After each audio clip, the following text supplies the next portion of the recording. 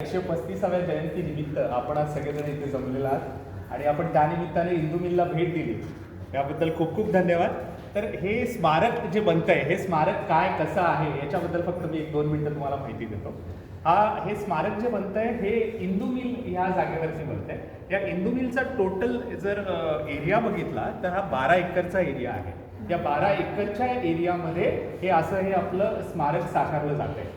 या स्मारकाचं main attraction जे आहे हे तुम्हाला समोर दिसतंय, हा बाबासाहेबांचा पुतळा जो 350 फुटाचा आहे आणि तो 350 फुटाचा पुतळा 100 फुटाच्या पेडस्टलवरती उभा आहे. म्हणजे जर खालून उंची बघितली तर ही 450 फूट आहे.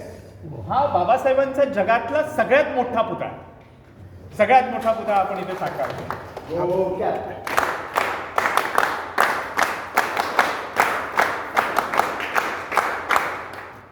ह्याच्यामध्ये कसं आहे की हा पुतळा हा पूर्णपणे ब्रॉन्झ धातूचा बनवलेला आहे. याच्या आतमध्ये स्टील आहे, स्ट्रक्चरल स्टील, पण त्याचं जे वरती स्किन आहे हे ब्रॉन्झ धातूपासून बनवलेलं आहे. ब्रॉन्झ धातू अशासाठी वापरतोय आपण की आपण समुद्राच्या किनारी आहोत आणि कुठलाही मेटल तिथे ठेवलं, धातू ठेवला तर तो गंजतो, रस्ट होतो. पण ब्रॉन्झ धातू हा असा आहे की त्याला रस्टिंग होत नाही, म्हणून हे ब्रॉन्झ धातूने बनवलेला हा पुतळा आहे. आज त्या पुतळ्याच्या पायापर्यंत जाण्यासाठी, बाहेरून जाण्यासाठी त्याला एक रॅम्प्स आहे, त्यासाठी गोल गोल तुम्हाला दिसत आहेत ना, त्या गोल रॅम्पने आपण पायापर्यंत पोहोचू शकतो. तसंच असा बाहेरून रॅम्प आहे, तसा आतमध्ये व्हेंटिलेटेड रॅम्प सुद्धा आहे. त्याला आतमध्ये सुद्धा एसी रॅम्प, त्या एसी रॅम्पने आपण वरती जाऊ शकतो.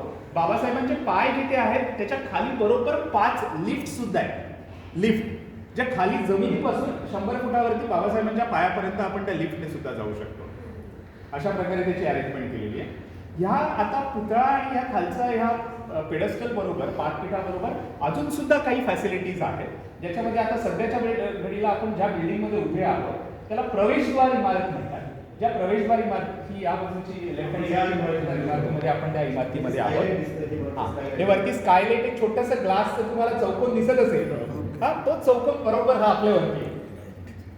अशा प्रकारे आपण ह्या बिल्डिंगमध्ये उभे आहोत. आता ह्या प्रवेशद्वार इमारती कशासाठी आहेत तर ह्या स्मारकाला ज्या वेळेला लोक भेट देतील, अनुयायी भेट देतील, त्यावेळेला त्यांच्यासाठी असलेली रेस्टॉरंट फॅसिलिटी, वॉशरूम्स, त्याच्यानंतर तिकीट काउंटर्स, त्यांचं सामान ठेवण्यासाठी स्टोअर रूम्स, ह्या सगळ्यासाठी ह्या 2 प्रवेशद्वार इमारती केलेल्या आहेत. या प्रवेशद्वार इमारतीनंतर आपण पुढे आल्यानंतर हा तुम्हाला एक गोल घुमट दिसतो इथे. हे संशोधन केंद्र आहे. या संशोधन केंद्रामध्ये 100 सीटचे 4 वर्ग आहेत त्याच्यामध्ये, आणि ते एक मोठं संशोधन केंद्र. बाबासाहेबांच्या जीवनावरती जर कोणाला संशोधन करायचं असेल तर अशा प्रकारे ते संशोधन केंद्र आहे. या संशोधन केंद्रानंतर आपण जरासं पुढे गेलो तर तिथे एक लायब्ररी आहे. आता ती लायब्ररी त्याच्या खाली आपल्या त्याच्यावरती असं एक स्लोपिंग असं रूप दिसतंय, पण त्याच्या खाली लायब्ररी आहे. एक मोठी, एक म्हणजे मुंबईमध्ये एवढी मोठी लायब्ररी, 20,000 स्क्वेअर फीटाची एवढी मोठी लायब्ररी. इथून तसंच पुढे गेल्यानंतर 2 लाखपर्यंत पुस्तकं असतील.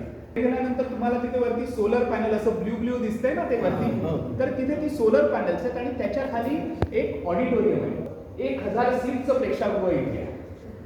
हे तिथे त्या कॉर्नरला आहे. त्याच्याबरोबर पुढे गेले की छोटी माणसं तुम्हाला तिथे कॉर्नरला दिसत आहेत. ते ओपन मेडिटेशन सेंटर आहे, ध्यानधारणा केंद्र आहे. तिथे ध्यानधारणा केंद्राच्या सानिध्यामध्ये लोक तिथे ध्यान करू शकतात. तिथे गौतम बुद्धांची मूर्ती असणार आहे आणि आजूबाजूला लोक बसू शकतात. ह्याला पूर्ण आता ह्या पुतळ्याच्या आणि पेडस्टलच्या भोवती परिक्रमा करण्यासाठी हा तुम्हाला असा गोल मार्ग दिसतोय, तर लोक प्रदक्षिणा पण करू शकतात.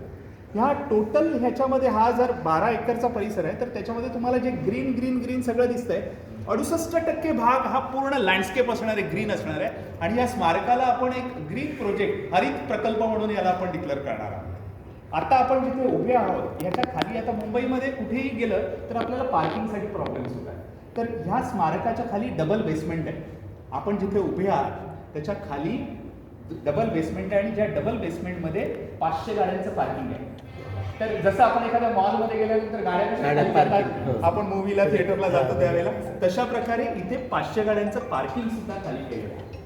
आताच्या सध्याच्या घडीला ह्याच्यामध्ये जर स्मारकाचं काम बघितलं तर हे बाकीची सगळी जी मी तुम्हाला बिल्डिंग सांगितली त्या सगळ्यांचं काम पूर्ण झालेलं आहे. पुतळा बाकी आहे. पुतळ्याची उंचीमध्ये 250 फुटावरून 350 फूट झाली. तर त्याच्यामध्ये अधिक काही चॅलेंजेस आली आम्हाला. आता 350 फूट किंवा त्याच्या खालचं 100 फुटाचं पेडस्टल अशी 450 फूट जर म्हटलं तर आपल्याला कॉमन मॅनला समजण्यासाठी म्हणून मी तुम्हाला सांगतो की 45 माळ्याची बिल्डिंग एवढा आपला पुतळा आहे. म्हणूनच मी तो म्हटलं की तो जगातला बाबासाहेबांचा सगळ्यात मोठा पुतळा आहे आणि आपल्याला सगळ्यांना ते म्हणजे आता हे बनताना बघायला मिळतं हे आपलं सगळ्यांचं भाग्य आहे. बरोबर आपलं सगळ्यांचं भाग्य आहे आणि आम्ही सगळेजण आम्हाला त्याच्यामध्ये काम करायला मिळते म्हणून आम्हाला स्वतःला भाग्यशाली समजतो. हो, ऑडिटोरियमचं एक सांगितलं सर 1000 सीटचं तिथे प्रेक्षागृह होते.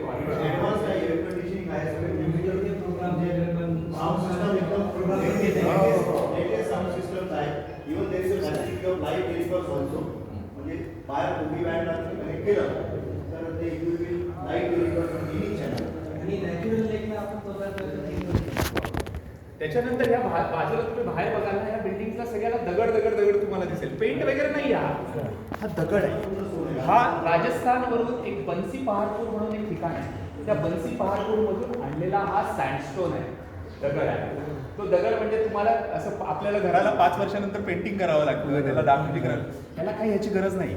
हा वर्षानुवर्ष टिकेल आणि हे स्मारक चिरकालीन राहील. 100, 150, 200 वर्ष जोपर्यंत आपण आहोत तोपर्यंत हे सगळं व्यवस्थित राहील. अशा प्रकारे त्याची योजना केलेली आहे. छान, खूप खूप धन्यवाद. आपण पण आम्हाला त्याची माहिती दिली, चांगली माहिती दिल्याबद्दल धन्यवाद तुमचे पण.